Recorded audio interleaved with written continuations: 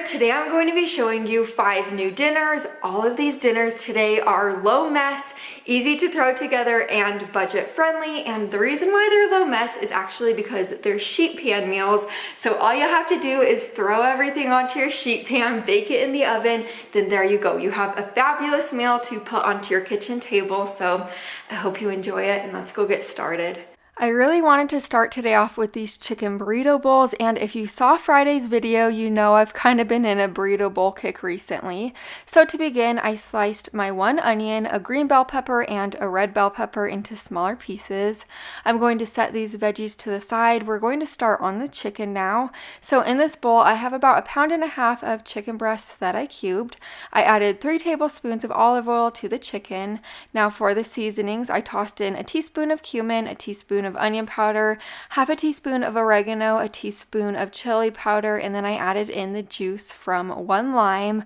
I'm going to give this a really good stir. Moving over to my sheet pan that I have lined with parchment paper, or you could line it with aluminum foil. I added those veggies along with the chicken, and you are going to give this a stir and kind of flatten everything out. This will bake in a preheated oven to 425 degrees for about 25 minutes or until the chicken is completely cooked through. Here's what dinner looks like. I made this into a burrito bowl, of course, so I added the chicken and the veggies along with cooked white rice, black beans, avocado, sour cream, cherry tomatoes, cilantro, and lettuce, but you could add anything that you love into your burrito bowls to kind of make it your own. Now we're making this 1-pan all-in-one breakfast, but you could also make this for dinner, of course. I have my sheet pan sprayed with nonstick spray, and then I added my 1 package of refrigerated hash browns to the pan, along with 2 tablespoons of butter. Then for the seasonings, a half a teaspoon of salt and pepper, a half a teaspoon of Italian seasoning, half a teaspoon of garlic powder, half a teaspoon of dried thyme, and then 1/4 teaspoon of dried basil. I kind of gave this a stir to combine all of the ingredients together. We love bacon in my house, so I have my 12-ounce package of bacon right here. I'm actually slicing it in half, so I'm only using 6 ounces of bacon for this recipe. And I'm placing the half strips of bacon onto my sheet pan. I'm kind of scattering it all around. Then this baked in a preheated oven to 400 degrees for about 22 minutes.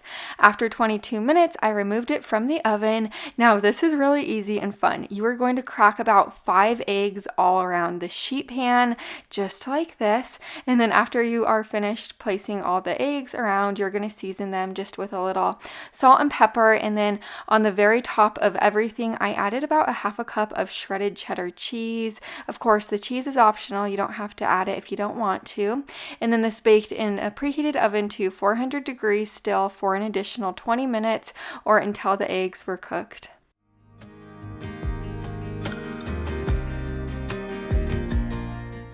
You could eat this however you choose to do so, but what we like to do is we like to put this hash brown bacon and egg mixture inside of warm tortillas, then we roll them up, and then there you go. You have the easiest breakfast burritos ever.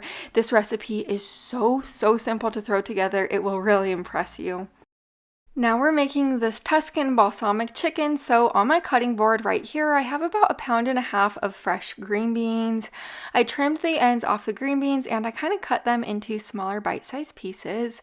I'll set these green beans to the side. Now in this bag, I have 1.5 pounds of chicken tenderloins. We're going to mix all the ingredients in this bag. If you don't want to mix the ingredients in the bag, you could of course use a bowl, but using this bag will save on dishes and it's just really easy. So to the bag, I also added in 1/4 cup of olive oil, next 1/4 cup of balsamic vinegar, and then go ahead and toss in those green beans that we cut up earlier.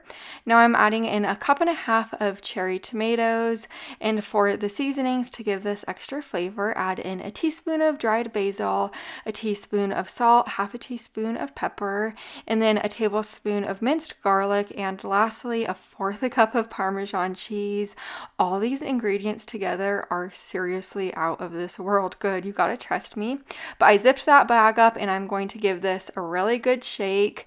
So If you're using a bowl, just stir it well. But after I gave this a good shake, I brought it over to my sheet pan lined with parchment paper. I added it to my sheet pan and I spread it out. This baked in a preheated oven to 425 degrees for about 30 minutes or until the chicken was completely cooked. Here's what dinner looks like. Those green beans are so tender and delicious, and that chicken is out of this world good. If you're a big balsamic vinegar fan like I am, you will seriously devour this meal. I really love anything balsamic vinegary in the summertime. It is just spot on good. I can't believe I've never made Italian style meatloaf on my channel, so here we go, we're making it right now. To the pan on my stove, I added in 2 tablespoons of olive oil, next 2 tablespoons of minced garlic. I gave this a stir until the garlic was fragrant, only about 20 seconds. Now I added in a 15-ounce can of tomato sauce and then a 28-ounce can of crushed tomatoes. Now for the seasonings, just about a teaspoon of salt and 2 teaspoons of Italian seasoning. I gave this a stir and I let it simmer on low for about 12 minutes. Now we're going to prepare the meatloaf mixture, so I'm going to grab 1 sleeve of these saltine crackers. It might sound silly, but you gotta trust the process. This meatloaf's really good. And as you see, I'm just breaking it up with my rolling pin right here until they're really fine pieces. So I grabbed my large bowl and I am going to add the entire sleeve of saltine crackers that we just crushed up in there. Next, you're gonna toss in 3/4 cup of milk and 2 eggs. Stir this mixture all together, and then you're going to let it sit for about 5 minutes.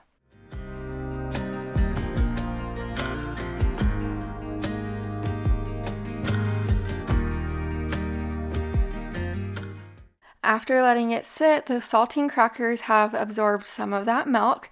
Now I'm tossing in a 1/2 cup of Parmesan cheese along with a 1/2 of a white onion that I diced. And then for the meat, 1 pound of Italian sausage.